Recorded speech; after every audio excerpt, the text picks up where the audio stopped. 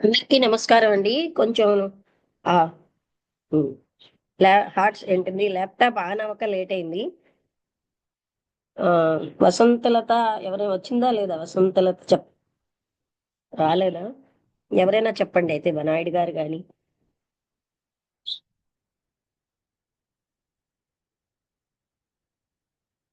రమణ గాని, నాయుడు గారు గాని, వసంత గారు చెప్పండి. వసంత గారు వచ్చారు కదా. నాయుడు గారు చెప్పండి, స్టార్ట్ చేయండి. మాస్టాంద పాతం ఈరోజు. ఆ ఈరోజు మాస్టాంద పాతేన్ కాదు కాదు, ఇవాళ మండే కదా. కామెంట్. మండే ఏమో కృష్ణమూర్తి గారి కామెంట్రీస్ ఆన్ లివింగ్. ఓకే అమ్మా.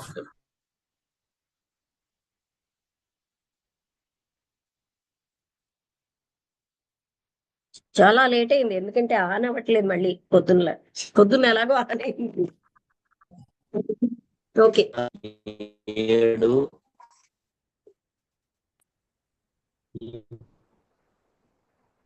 చెప్పండి. Commentaries on living part 1.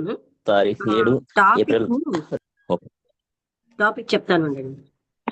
చెప్పండి. క్లారిటీ ఇన్ యాక్షన్ కదా. అయిందా? ఇది అవలే అవునమ్మా. కదా. అయిపోయిందా? క్లారిటీ ఇన్ యాక్షన్ అవలేదు. అవలే కదా రమణ. అయినట్టు అనిపిస్తుంది నాకు. క్లారిటీ ఇన్ యాక్షన్ అది చెప్పుకుందాం అనుకున్నావా? చూద్దాం. క్లారిటీ ఇన్ యాక్షన్ అయిందా? లేదు, అవలేనట్టు. చెప్పండి. సరే అమ్మా.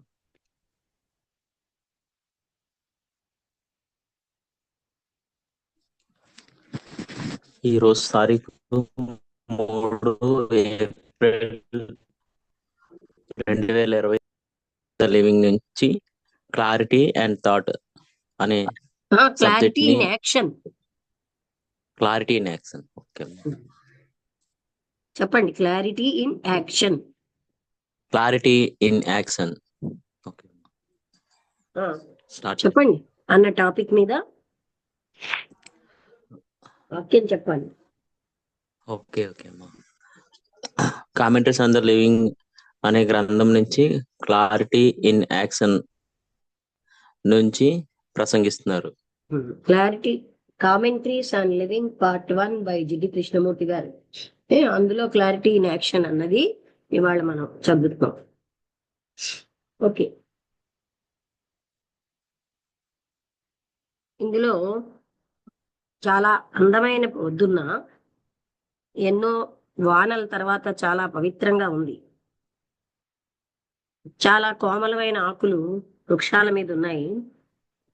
ఇది అయినట్టు సూర్యుడు అంటే సముద్రం నుంచి వచ్చిన గాలి వాటిని అవి డ్యాన్స్ చేస్తున్నట్టుగా ఉన్నాయి. ఆ గడ్డి కూడా ఆకుపచ్చగా ఉంది.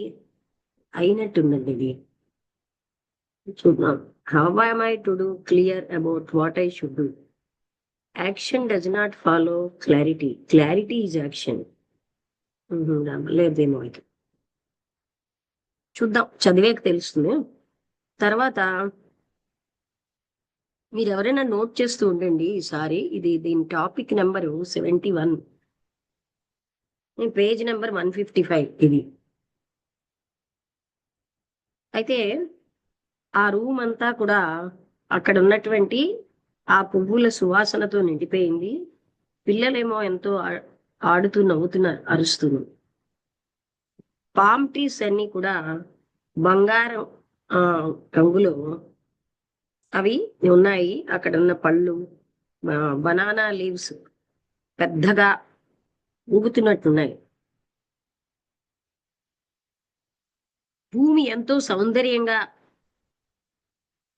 ఒక రంగులతో ఉన్న పోయమలాగా ఉంది. ఆ విలేజ్ కావల పెద్ద ఇళ్ళున్నాయి. ఆ పళ్ళ పొదలన్నీ అక్కడ ఉన్నాయి. సముద్రం ఉంది, ఎంతో కాంతితో, పెద్ద పెద్ద కెరటాలతో ఉంది. అక్కడ దూరంగా ఒక బోట్ ఉంది. కొన్ని దూలాలు పెద్ద పెద్ద కర్రలు, ఒకే ఒక ఫిషింగ్ మనిషి ఉన్నాడు. అవి అంటే ఒకే ఒక వ్యక్తి చేపలు పడుతున్నాడు. ఆవిడ చాలా చిన్న ఆవిడే. ఆవిడ 20లో ఉన్నారు. ఇప్పుడే ఈ మధ్యనే పెళ్ళయింది. అయితే గతించినటువంటి సంవత్సరాలు ఆవిడ మీద ఒక మార్క్ ఇచ్చేయి. ఆవిడ ఏమన్నారంటే, ఆవిడకి మంచి కుటుంబం ఉంది, ఎంతో సాంస్కృతికమైన వాళ్ళు ఉన్న కల్చర్ ఉంది, హార్డ్ వర్కింగ్ ఆవిడ. ఆవిడ ఎంఏ డిగ్రీ తీసుకున్నారు ఆనర్స్ లో. ఆవిడ చాలా అలర్ట్ గా కాంతివంతంగా ఉన్నారు. ఒకసారి మొదలెట్టాక ఆవిడ చాలా సులువుగా ఫ్లూయెంట్ గా మాట్లాడుతున్నారు. కానీ అప్పుడప్పుడు కొంచెంగా సైలెంట్ గా అయిపోతారు. ఆవిడ తను తాను బర్డెన్ నుంచి తీసేసుకోవాలనుకున్నారు. ఆవిడ ఇంతవరకు ఎవరితో మాట్లాడలేదు ఆ సమస్య కోసం. తన తల్లిదండ్రులతో కూడా గ్రాడ్యువల్ గా నెమ్మది నెమ్మదిగా ఆవిడ దుఃఖం అన్నది పదాల్లోకి వచ్చింది. పదాలు ఏం చెప్తున్నాయి? అర్థాన్ని చెప్తున్నాయి ఒక లెవెల్ వరకే. అవి ఏం చేస్తాయంటే సంపూర్ణంగా ఇవ్వలేవు ఏ విషయాన్ని పదాలు. అవి ఒక రకమైన మోసపూరితమైనటువంటి విధంగా ఉంటాయి. అంటే ఎంటైర్లీ వాళ్ళ ఉద్దేశ్యం కానివన్నీ కూడా అందులో ఉంటాయి. ఆవిడ ఏమనుకున్నారంటే, పదాల కంటే ఎక్కువగా ఆవిడ చెప్పదలుచుకుంటున్నారు. ఆవిడ ఆ విధంగా జయప్రదమయ్యారు. ఆవిడ కొన్ని విషయాలు మాట్లాడలేకపోతున్నారు. అవి ఆవిడ ఎంత ప్రయత్నించినా ఆవిడ సైలెన్స్ మాత్రం ఆ బాధల్ని, ఆ భరించలేనటువంటి సంబంధ బాంధవ్యాల్లో ఉన్న ఆ విషయాలని, that had become nearly A contact, అంటే అవన్నీ ఆవిడ సైలెన్స్ లోనే కన్వే అయ్యాయి. ఆ హస్బెండ్ ఆవిడేమోని ఆవిడ she had been stuck and left alone, అంటే ఒంటరిగా వదిలేయబడింది. ఆవిడ యొక్క చిన్నపిల్లలు వాళ్ళు ఆమెకి మిత్రులు కాదు కదా. ఆవిడ ఏం చేయాలి? వాళ్ళు వేరేగా జీవిస్తున్నారు. ఆవిడ వెనక్కి వెళ్ళిపోవాలా? అంటే అప్పుడు ఆయన గౌరవం అన్నది మన మీద ఎంత గట్టిగా పట్టుకుంటోంది. వాళ్ళు ఏం చెప్తారు? మనిషి ఒంటరిగా జీవించగలడా? ముఖ్యంగా ఒక స్త్రీ ఆ ఏ రకమైనటువంటి చెడు విషయాలు చెప్పకుండా, అంటే ఎవరు చెడ్డగా అనకుండా ఆమె జీవించగలదా? గౌరవం అనేది ఒక ముసుగు ఎవరికి? మోసపూరితమైన వాళ్ళకి. మనం we commit every possible crime. ఆలోచనాత్మకంగా అన్ని నేరాలు చేస్తాం. అన్ని క్రైమ్ అంటే నేరం. కానీ బాహ్యంగా మనం చాలా అంటే వేరేగా ఉంటాం. ఆవిడ గౌరవం అనే దాన్ని వెంట ఉన్నారు. ఆవిడ కన్ఫ్యూజ్డ్ గా ఉన్నారు. చాలా విచిత్రంగా ఉంది ఇది. When one is clean with in one self, clear, మనిషి తనలో తాను క్లియర్ గా ఉంటే ఇట్ ఈస్ స్ట్రేంజ్, చాలా విచిత్రంగా ఉంటుంది. What ever may happen is right. ఏం జరిగినా అది మంచిదే, అంటే అది రైటే. ఇన్వార్డ్ క్లారిటీ, ఆంతరంగికమైన క్లారిటీ ఉంటే రైట్ అన్నది వాళ్ళ కోరిక ప్రకారం జరగదు, కానీ ఏం జరిగినా అది రైట్. అందుకే తృప్తి అన్నది వాట్ ఈజ్ అన్నదాన్ని అవగాహన చేసుకోవడం వల్ల వస్తుంది. కానీ క్లియర్గా ఉండడం ఎంత కష్టమైన విషయం. అయితే నేను ఏ విధంగా క్లియర్గా ఉండాలి, నేనేం చెయ్యాలి అని ఆవిడ అడిగారు. యాక్షన్ అన్నది క్లారిటీని అనుసరించదు.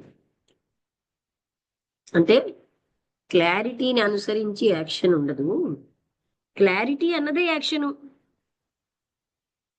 మీరు నేనేం చెయ్యాలన్న దాన్నే అడుగుతున్నారు, అంతేకాని మీరు క్లియర్ గా ఉండడం అన్నది చూడటం లేదు. మీరు గౌరవము, మీరేం చేయాలి, ఈ మధ్యలో మీరు చిరిగిపోయి ఉన్నారు అంటే ఆ అదే బాధపడుతున్నారని. షుడ్ డూ అంటే నేనేం చెయ్యాలి, నా గౌరవం, ఈ రెండింటికి మధ్యలో మీరు అంటే ఆ విభజించబడి బాధాకరంగా ఉన్నారు. అలాగే ఆశ, వాట్ ఈజ్ యథార్థము, ఈ మధ్యలో ఉన్నారు. ఈ రెండు రకాలైన కోరిక గౌరవం కోసం, ఏదో ఒక ఆదర్శం కోసం పనిలో మీకు సంఘర్షణ తెచ్చిపెడుతోంది, confusion తెచ్చిపెడుతోంది.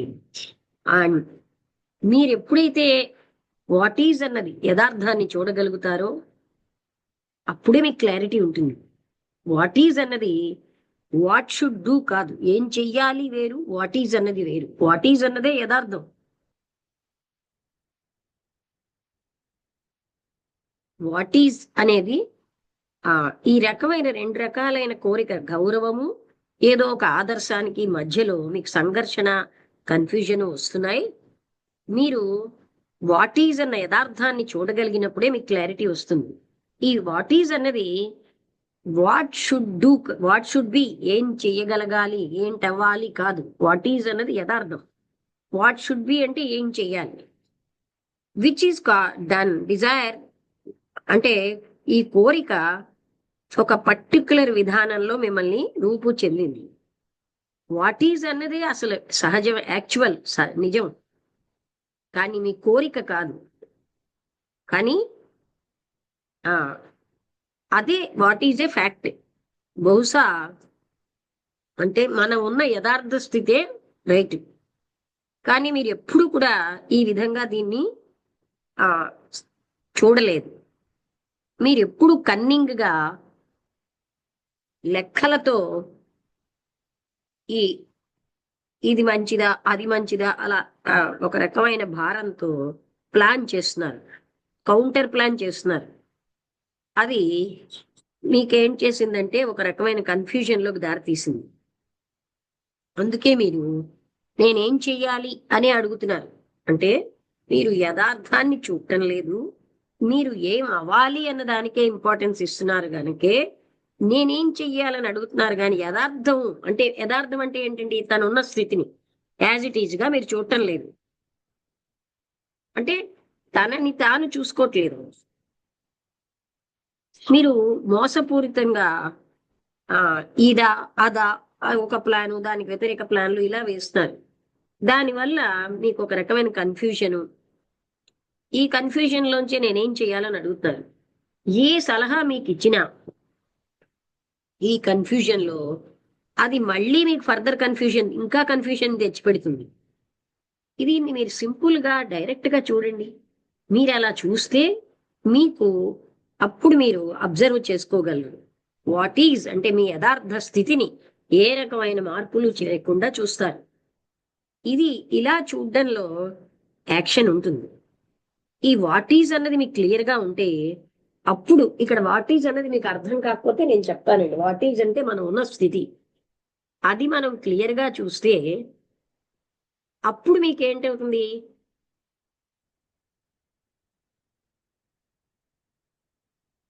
There is no choice. అక్కడ మీకు ఏ చాయిస్ ఉండని యాక్షన్ ఉంటుంది. అప్పుడు ఏం చెయ్యాలన్న ప్రశ్న రాదు. అండ్ అలాంటి ప్రశ్న ఎప్పుడు వస్తుందంటే మీకు ఒక అనిశ్చితత్వం, ఇదా అదా అలాంటివి ఉన్నప్పుడు. యాక్షన్ ఈజ్ అన్నది, యాక్షన్ అంటే మనం చేయాల్సిన పని చాయిస్ తో సంబంధం లేదు. చాయిస్ తో వచ్చిన యాక్షన్ అంటే కన్ఫ్యూజన్ అన్నమాట. అంటే ఇది చేయనా అది చేయనా అంటే ఎప్పుడైతే వాట్ ఈజ్ అన్నది అవగాహన చేసుకుంటారో అప్పుడు ఆటోమేటిక్ గా యాక్షన్ అన్నది వచ్చేస్తుంది. యాక్షన్ వేరే కాదు, అవగాహన అవగానే క్లారిటీలోంచి యాక్షన్ వస్తుంది అంటున్నారు. అయితే మనం ఏం చేస్తామంటే మనని మనం చూసుకోం. అంటే మనం ఉన్న స్థితిని మనం అవగాహన చేసుకోకుండా ఇదా అదా అంటూ మనం గౌరవము, నేను చెయ్యడం, ఈ రెండింటి మధ్యలోని ఎప్పుడు కూడా ఊగిసలాడుతూ ఉంటాం. అంటే గౌరవం ఒకటి రావాలి, అలాంటి వాటి వల్ల యథార్థ స్థితిని అవగాహన చేసుకోం. అందుకే మనకి కన్ఫ్యూజను, ఒక బాధ ఇవన్నీ వస్తాయి. మీరు అంటూ ఉంటే ఇప్పుడు అర్థం చేసుకుంటున్నాను మీరు ఏమంటున్నారు. నేను ఇప్పుడు నాలో నేను క్లియర్గా ఉండాలి. Without the persuasion, respectability without self interested calculation. అది అంటే ఇప్పుడు నేను రెస్పెక్టబిలిటీ అన్నదాన్ని పట్టుకోకుండా, నేను అనుకున్నటువంటి క్యాలిక్యులేషన్స్ లేకుండా, ఆ విధంగానే ఏదో అంటే బార్గెయినింగ్ స్పిరిట్ లేకుండా నేను క్లియర్గా ఉండాలి. క్లారిటీని మెయింటైన్ చేయడం చాలా కష్టమే అన్నారు. అది ఏమీ కష్టం కాదు. మెయింటైన్ అంటే మీరు నిగ్రహిస్తున్నారు, మీరు మెయింటైన్ చేయట్లేదు క్లారిటీని. మీరు కన్ఫ్యూజన్కి వ్యతిరేకంగా ఉన్నారు. అంటే మీరేం చేస్తున్నారు, వాట్ ఈజ్ అనే కన్ఫ్యూజన్ని ఎక్స్పీరియన్స్ చేస్తున్నారు. అది you see that any action, ఏ పనైనా సరే ఆ కన్ఫ్యూజన్ లోంచి వచ్చినది తప్పనిసరిగా మళ్ళీ మళ్ళీ కన్ఫ్యూజన్ తెచ్చిపెడుతుంది. ఇదంతా మీరు అనుభవిస్తున్నప్పుడు మిమ్మల్ని ఎవరో చెప్పారని కాదు, ఎందుకంటే మీరు అంతా డైరెక్ట్ గా మీకు మీరుగా చూడండి. అప్పుడు మీకు క్లారిటీ వస్తుంది. ఆ వాట్ ఈజ్, నా స్థితి ఏమిటి, అప్పుడు మీరు దాన్ని అవగాహన చేసుకుని అందులోంచి బయటకు పెడతారు. మీరేం క్లారిటీని మెయింటైన్ చేయక్కర్లేదు, అది అక్కడే ఉంది అన్నారు. మీరేం చెప్తున్నారో ఇప్పుడు నేను బాగా చూడగలుగుతున్నాను. అవును, నేను క్లియర్ గానే ఉన్నాను, ఇట్స్ ఆల్ రైట్. కానీ ప్రేమ సంగతి ఏంటండి, మాకు వీ డోంట్ నో. అదంటే ఏమిటో తెలియట్లేదు, ప్రేమ అంటే ఏమిటో తెలియదు. నేను అనుకుంటున్నాను నేను ప్రేమించాను, కానీ ఇప్పుడు నాకు తెలుస్తోంది నేను ప్రేమించలేదు అని అన్నారు ఆవిడ. అప్పుడు మీరు చెప్పిన దాన్ని బట్టి మీరు భయంలోంచి, ఒంటరితనం అనే భయంలోంచి మీరు పెళ్లి చేసుకున్నారు. భౌతికమైన కొన్ని కోరికలతో, అవసరాలతోని మీరేం తెలుసుకున్నారంటే ఇదంతా కూడా ప్రేమ కాదు అని. దాన్ని మీరు ప్రేమను పిలవచ్చుగాక, దానికి మీరు గౌరవప్రదంగా చెయ్యొచ్చు. కానీ ఇది సదుపాయం, ఇదంతా కూడా సదుపాయం కోసం చేస్తున్నదే గాని ముసుగు వేసుకుంటున్నాం ప్రేమని. ప్రేమన్న ముసుగులో మన సౌఖ్యం కోసం చేసుకున్నవే.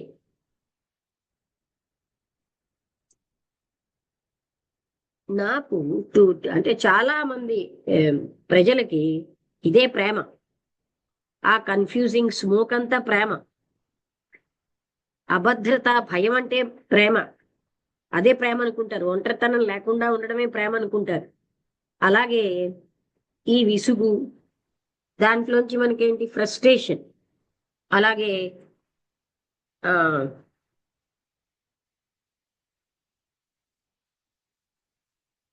అంటే నెగ్లెక్ట్ ఇన్ ఓల్డ్ ఏజ్, అంటే నెగ్లెక్ట్ చేసేస్తారేమో ఓల్డ్ ఏజ్ లో, అండ్ సో ఆన్. ఇలాంటి భయాలు మనకు ఉంటాయి. ఒంటరితనం భయం, ఫ్రస్ట్రేషన్ భయం, అభద్రతా భయం, ఇలాంటి వాటి వల్లే, ఈ భయాల వల్లే దీన్నే ప్రేమ అనుకుని మనం ఒక ముసుగేసుకుంటున్నాం.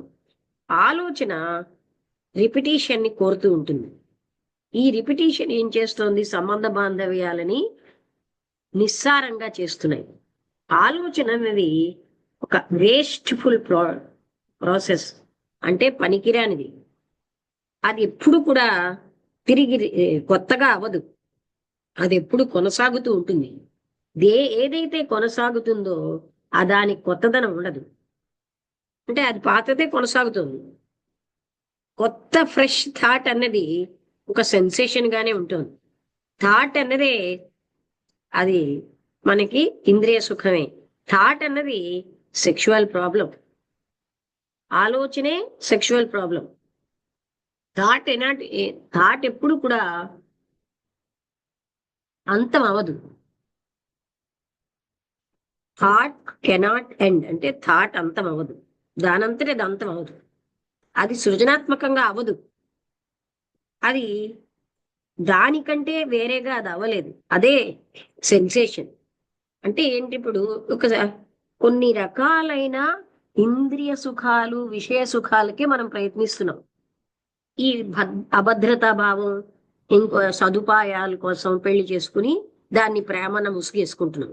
కానీ ఇదంతా కూడా ఆలోచన తెచ్చిపెట్టేదే. ఒంటరితనం, విసుగు, అంటే భద్రత ఉండదేమో భయం, వీటన్నిటినీ ప్రేమ అని ఫీల్ అవుతూ ఉంటాం. ఈ థాట్ ఎప్పుడు కూడా రిపీట్ చేస్తూనే ఉంటుంది. రిపిటీషన్ వల్ల ఎప్పుడు కూడా మన సంబంధ బాంధవ్యాలు ఇలా నిస్సారంగా ఉంటాయి. థాట్ అనేది ఒక వేస్ట్ఫుల్ ప్రోడక్ట్ అన్నారు. అది ఎప్పుడు కొత్తగా ఉండదు. దానంతా అది కొత్తదనం దానికి ఉండదు. అది పాతదే కొనసాగుతూ ఉంటుంది. ఏదైతే కొనసాగిందో దానికి అంతం లేదు, అక్కడ ఫ్రెష్నెస్ లేదు. మనకి ఏ అనుభూతి వచ్చినా, ఏ సుఖం వచ్చినా అదంతా థాట్ యొక్క సెన్సేషనే. థాట్ అనేది ఇప్పుడు అలాగే ఇంద్రియ సుఖాలతోటే ఉంటుంది. ఈ థాటే మన సెక్షువల్ ప్రాబ్లం. ఆలోచన తెచ్చిపెడుతుంది ఆ సమస్యని. ఆ థాట్ ఎప్పటికీ అంతవదు దానంతటది. అందుకే అది సృజనాత్మకంగా ఉండదు. అది ఎప్పుడు కూడా ఆ అది అది అలాగే ఉంటుంది, కానీ దానికి కొత్తదనం ఉండదు. థాటే సెన్సేషను. అది ఎప్పుడు కూడా నిస్సారంగా ఉంటుంది. అంటే మురిగిపోయిన నీటిలాగా. గతమే, ఆ పాతదే. ఆ థాట్ ఎప్పుడు కొత్తగా ఉండదు. మీరు ఇదంతా చూసినప్పుడు ప్రేమ అన్నది ఆలోచన కాదు. ఆలోచించేవాడు లేనప్పుడే ప్రేమ ఉంటుంది. థింకర్ అన్నవాడు ఒక వ్యక్తి కాదు, ఆలోచన కంటే వేరేగా లేడు. ఆలోచన, ఆలోచించేవాడు ఒకటే. ఆలోచించేవాడే ఆలోచన. ప్రేమ అన్నది ఒక సెన్సేషన్ కాదు. ఇప్పుడు చూడండి, సెక్స్ అన్నది ఒక సెన్సేషన్. ఏదైనా తింటున్నామంటే ఆ వచ్చిన అనుభూతి ఒక సెన్సేషన్. కానీ ప్రేమ సెన్సేషన్ కాదు. ఇది ఒక మంట. ఎలాంటి మంట అంటే పొగలేని మంట. మీకు ప్రేమని మీరు ఎప్పుడైతే ఆలోచించేవాడు లేకపోతే మీకు అప్పుడు మీకు ప్రేమ ఏమిటో తెలుస్తుంది. మిమ్మల్ని మీరు